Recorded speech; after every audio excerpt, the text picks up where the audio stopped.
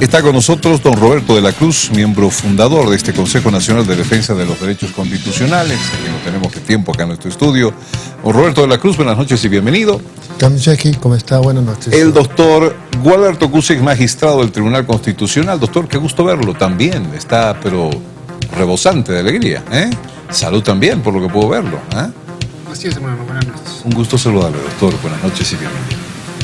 A ver, ¿por qué crear este Consejo en Defensa de los Derechos Constitucionales, don Roberto de la Cruz? ¿Se acuerda, John, del niño Alexander? Hasta el momento no se ha esclarecido. El caso del niño Alexander, dramática la situación. En Chaparina, el hecho en Chaparina, donde se han vulnerado derechos humanos de los indígenas. Los autores no están siendo sancionados hasta el momento, pese a que ha pasado mucho tiempo. Y el caso patético aquí del magistrado Cusi, el Estado ha revelado sus sagrados derechos. Imagínense, si de una autoridad nacional tan importante revela, ¿y qué más están pasando con los ciudadanos comunes, con los bolivianos y con las bolivianas? Este último, donde era cuartel general del movimiento al socialismo de Evo Morales, los mismos cocaleros que le llevaron al poder a Evo Morales, hoy, por solo pensar diferente, han sido erradicados sus hojas de cocales, expulsados de sus puestos de venta de mercados, con citaciones, amenazas con la fiscalía. Vivían como si estuviéramos en un tiempo de la dictadura. Ese miedo, persecución, atemorizado, etcétera, que no solo pasa en Chapare, sino en diferentes sectores, hace de que en el país falta una organización que defienda a estos sectores para que pueda respetarse los derechos constitucionales que está en esta Constitución Política del Estado, en esta norma positiva, pero que lamentablemente hoy se vulnera.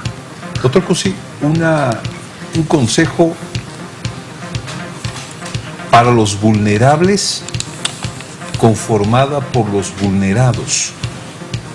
¿Es correcta mi lectura? Sí. Es decir, de que, bueno, nosotros jurídicamente hablando tenemos, por ejemplo, la Defensoría del Pueblo, organizaciones sociales, quienes quizá por la cuestión de forma natural deberían de asumirlo, en este caso la realización de los derechos humanos, pero no lo es así. Muchas personas colectiva o individualmente, tanto los derechos individuales, colectivos, derechos económicos y sociales son vulnerados. Entonces, ante la desatención de las instituciones públicas del Estado, es pertinente de que las propias víctimas nos organicemos y asumamos la defensa de nuestros derechos, en primer lugar de las víctimas y en segundo lugar del pueblo boliviano como tal. ¿Quiénes son vulnerables, doctor? Y en este caso, bueno, hemos partido para la organización de esta institución, en este caso las personas que son víctimas en este proceso de gobierno llamado democrático. ¿Me reitera quiénes? Está don Roberto de la Cruz como fundador, usted por el caso que tiene, cocaleros a quienes se les ha cortado sus plantines de coca por no apoyar a Evo Morales en el Chapare. También está el Damián Condori, que él mismo también ha tenido problemas de carácter político en Chuquisaca. Está el tema de Caranavis, Chaparina, está el tema de los que han sido dados de baja en las Fuerzas Armadas, como también de la Policía Nacional. Ex-suboficiales del Ejército. Ex-suboficiales, exacto. Entonces, como referencia, evidentemente hay otros grupos de personas, individuales y colectivos, y todos ellos conformamos este Consejo Nacional Bueno, también además, bueno, componen no solo las víctimas, sino que algunas personalidades importantes como Celestino Condori, que es el ex comité cívico de Potosí, estaba CONAMAC, oficial, no el oficial, sino que el orgánico, y bueno, consideramos que aquí el señor Roberto de la Cruz también es un importante activista de los derechos humanos. Entonces es una composición sui generis quizá, pero definitivamente su objetivo es asumir la defensa de los derechos constitucionales. Don Roberto de la Cruz, le paso a usted esa pregunta. ¿Quiénes son vulnerables? No quiénes son los vulnerados. ¿Quiénes son vulnerables? Hoy todos los ciudadanos naturales, personas naturales, se convierten vulnerables. Ejemplo, el pueblo conoce a los periodistas como miembros de cuarto poder. No había sido tan de cuarto poder. Solo por cumplir su trabajo, el periodista Carlos Quisbert ha sido encarcelado. Entonces, quienes dicen la verdad sin temor, hoy ya son vulnerables. Ya no se respetan las garantías constitucionales. Si ayer ha sido Cusi, si ayer ha sido periodista Quisbert, si ayer ha sido Niño Alexander, mañana puede ser cualquiera de nosotros. No se respetan las garantías constitucionales. Otro patético hecho que pasó el 1 de mayo. El gobierno aprobó un decreto supremo 2348 que no solamente las personalidades jurídicas esta vez van a ser ya otorgados por las gobernaciones, sino por el Ministerio del Trabajo. Es más, si hay nuevas organizaciones, tienen que tener una resolución suprema firmada por el presidente Evo Morales. ¿Qué estamos haciendo con eso? Estamos violando, John, la Constitución Política del Estado. En la Constitución Política del Estado, el artículo 51 habla de reconoce y garantiza la sindicalización, la libre organización de los movimientos sociales. El Estado respetará la independencia ideológica, organizativa de las organizaciones sociales. Hoy se respeta, ya no se respeta. Aquella organización o aquel dirigente que piensa diferente, que habla diferente, que no sea del Palacio de Gobierno, sus derechos ya son vulnerados. Doctor Cusi, ¿quién vulnera más la Constitución Política del Estado? Sobre la pregunta, bueno, en la historia de los derechos humanos se han generado varias teorías, pero podemos concluir de que el principal vulnerador, violador en este caso de la Constitución Política del Estado, por consiguiente de los derechos, es el Estado. Pero no solo es el Estado, también tiene que ver con las personas particulares, pero fundamentalmente es el Estado en sus distintos niveles. Puede ser gobierno central, puede ser gobiernos departamentales o como también municipales. Entonces es el gran problema de siempre. Si el Estado vulnera los derechos, entonces la población tiene que tener mecanismos necesarios para hacer valer sus derechos y por lo tanto, bueno, lo que hemos visto últimamente es eso. Ni siquiera el abogado hoy en día es garantizado el ejercicio de la profesión como tal. Entonces, ¿qué nos queda? Organizarnos la población como tal que puede ser susceptible de vulnerar sus derechos o en todo caso, como en este caso mío, las víctimas como tal. ¿Cómo funcionará, Roberto de la Cruz, esto? Si alguien se siente vulnerado en sus derechos constitucionales, ¿acudirá a ustedes? ¿Cómo defenderán ustedes los derechos constitucionales de las personas?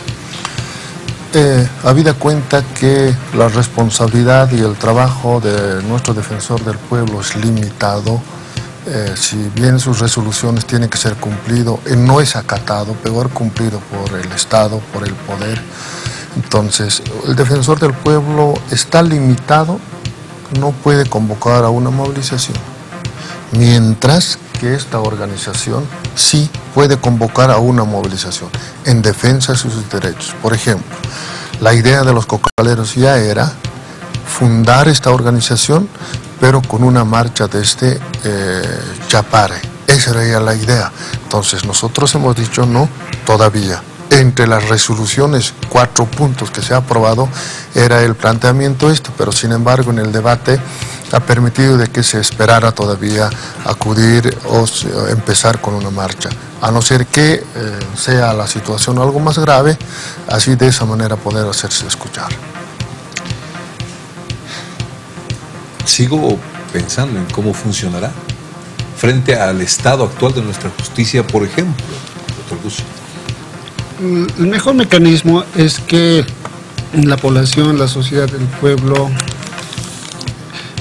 esté organizado, pero segundo, lo que vamos a hacer nosotros es coordinar con todos ellos efectivamente para, en todo caso, la defensa de los derechos humanos.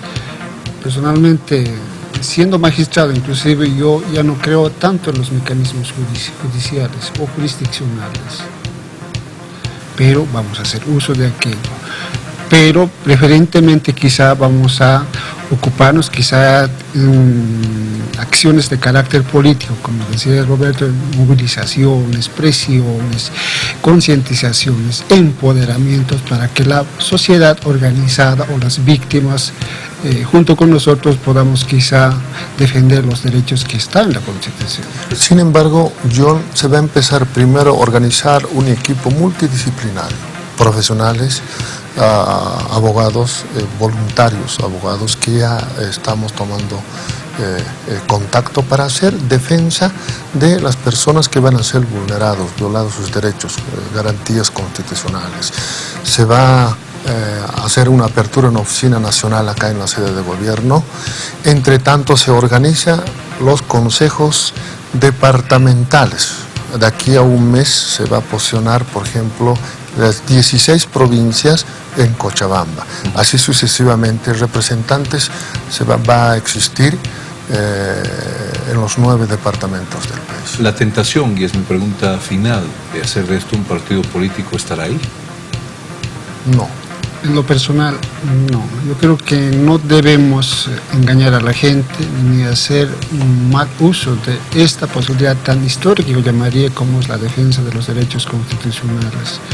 Yo creo que si fuera el sentido, creo que tenemos que ser sinceros con la población. Entonces, personalmente, no. Por lo menos la idea que ha nacido antes de hacer el juramento respectivo delante de las víctimas en Chapare, en Cochabamba, los representantes que se encontraban, ha sido eso, jurar defendiendo los sagrados derechos constitucionales y no hacer el trabajo político partidario. Les agradezco a ambos por estar aquí, don Roberto de la Cruz, miembro fundador de este Consejo Nacional de Defensa de los Derechos Constitucionales. Alberto Cussi, está usted como componente de este consejo también. Muchas gracias por habernos visitado esta noche. Les agradezco. Buenas noches. Muchas gracias.